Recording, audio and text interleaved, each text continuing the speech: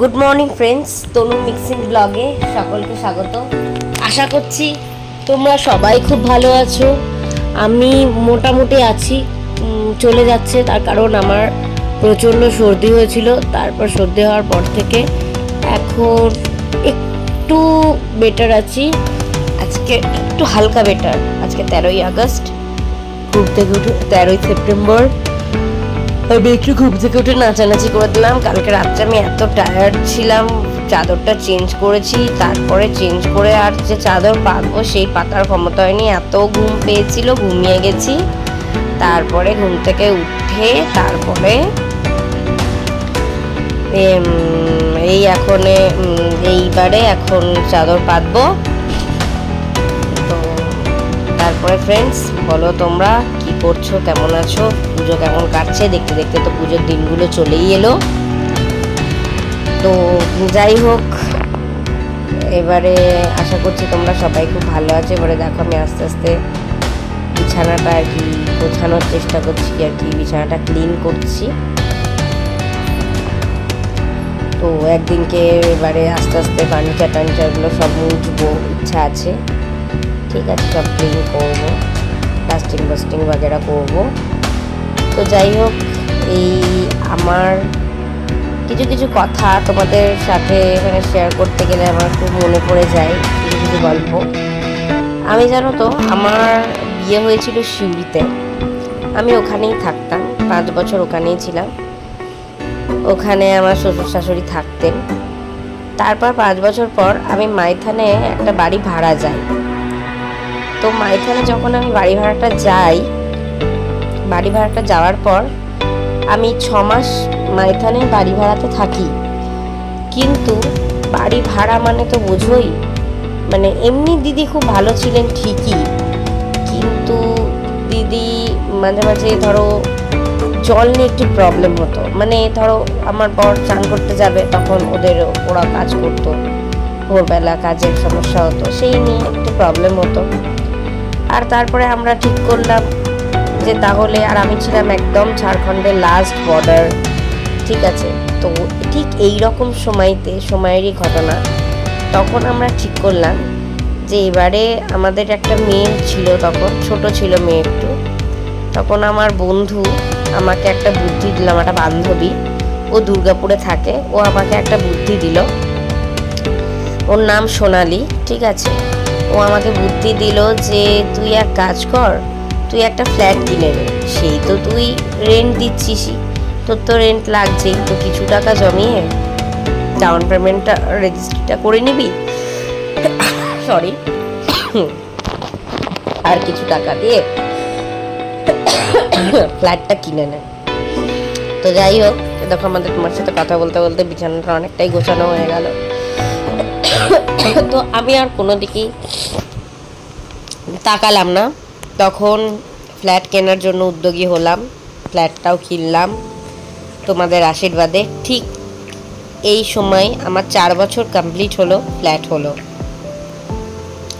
হবে আর কি, 4 বছর কমপ্লিট হবে, ফ্ল্যাট হবে। তো এই ফ্ল্যাট কেনার পিছনে আমার শাশুড়ির কন্ট্রিবিউশন ছিল কিছুটা, ডাউন পেমেন্টটা উনি দিয়েছিলেন, আর রেজিস্ট্রি টাকাটাও আমার শ্বশুর দিয়েছিলেন।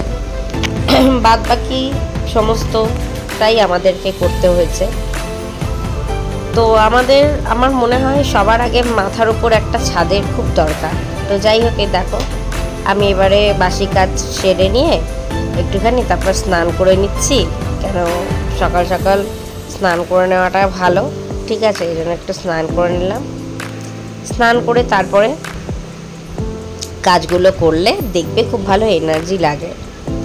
তো আমি সেটাই বলবো, যে ওই জন্য আমি চিন্তা করলাম যে দুর্গাপুরের বুকে আমি একটা ফ্ল্যাট কিনি। কিন্তু ফ্ল্যাট তো আমি কিনে নিলাম, কিন্তু ফ্ল্যাট কিনে নেওয়ার পর আমার এখানে এসে এখন মনে হয় যে রেন্টে থেকে আগে দেখে 2-3টে জায়গা, তারপরে জিনিসপত্র কেনাকানি করাই ভালো। তো এখন আমার মোটামুটি লাগে, খারাপ যে লাগে বলবো না, যেহেতু আমার বরের ট্রান্সফারের চাকরি, আমার বর যেহেতু ট্রান্সফার হয়ে যায়, বাইরে থাকে, যখন আমাকে একা থাকতে হয় তখন খুব অসুবিধা হয়। তো আমি একাই থাকি, বিয়ের পর থেকে বেশিরভাগটা সময় আমি একাই পার করেছি। আমার বরের ট্রান্সফারের জব, তো সেই কারণে আমাকে একাই থাকতে হয়েছে। তো এখানে এসে আমি দেখছি এখানকার পরিবেশটা না অনেকটা আমরা যেমন কি পাড়া গ্রাম এরকম টাইপের বড় হয়েছি। আমি কলকাতাতে বড় হলেও ঠিক আছে, আমাদের কলকাতা মানুষেরাও খুব মানুষের সাথে মিশতে ঘুরতে ফিরতে খুব ভালোবাসে, আনন্দ করতে। কিন্তু এখানকার মানুষরা প্রচণ্ড, বেশিরভাগ মানুষই প্রচণ্ড সেলফিশ এবং মানে নিজেরটা খুব ভালো বোঝে। তো ওই জন্য আমার দুটো একটা ফ্রেন্ড হয়তো তোমাদের আমি দেখিয়েছি, তো এইরকম ধরনের কিছু কিছু ফ্রেন্ড আছে, যেমন তোমরা দেখেছো আমার ভিডিওতে, আমি তাদেরকে দেখিয়েছি, তাদের সাথেই মিশি। তো যাই হোক, এই দেখো অনেক গল্প করলাম, আবার আরেকদিন গল্প করব। এই যে আমার মেয়েরা এখানে খেলে, এরাই এখানে আমাদের 3 জন পারুসানের বাচ্চাদের সাথে ওরা একটু করিডোরে বসে বসে একটু খেলাধুলো করে। বাচ্চাদের তো একটু খেলতেও দিতে হয়। তো দেখো গাইস, আজকে আমি এই নুপুরটা পরলাম। আমাকে মানে বলে যে পায়ে কালো কার্ড পরলে নাকি নজর লাগে না, কিন্তু আমার কার্ড একদম শ্যুট করে না, কিন্তু আমার খালি পাও শ্যুট করে না, আমার অ্যাক্সিডেন্ট হয়। দেখেছি আমি, আমার এমন অ্যাক্সিডেন্ট হয়েছিল, সেই অ্যাক্সিডেন্টের ঘটনাটা আমি পরের ভিডিওতে বলবো কী অ্যাক্সিডেন্ট হয়েছিল, ঠিক আছে। তারপর থেকে পায়ে আমি নুপুর দিয়ে রাখি। আর কালো ওই অ্যাঙ্কলেটটা দেখলাম, আমার খুব ভালো লাগলো, কার নয়, একটা অ্যাঙ্কলেট, সেই জন্য আমি ওটা পরলাম। তো যাই হোক, এইবারে আজকের মতো এই পর্যন্ত। এবারে একটু বিছানার মধ্যে মেয়ে স্কুল থেকে আসার পরে জিনিসপত্র রেখে দেয়, এবার ওগুলো একটু আমি সরিয়ে রেখে দিই। তার কারণ পরিষ্কার পরিচ্ছন্ন ঘরটাকে যত রাখবে ততই ভালো লাগবে। তো আজকের মতো বন্ধুরা এখানেই টাটা। আশা করছি তোমরাও সবাই খুব ভালো আছো। তো তোমরা আমার ভিডিওতে কমেন্ট করে জানাও তোমরা কে কেমন আছো, কি করছো, পুজোয় কে কটা জামা কিনলে, ঠিক আছে। তো আজকের মতো এখানেই টাটা, আবার আসবো নতুন কোনো ভিডিও নিয়ে। টাটা, ততক্ষণ তোমরা ভালো থাকো, সুস্থ থাকো। আজকের জন্য বাই।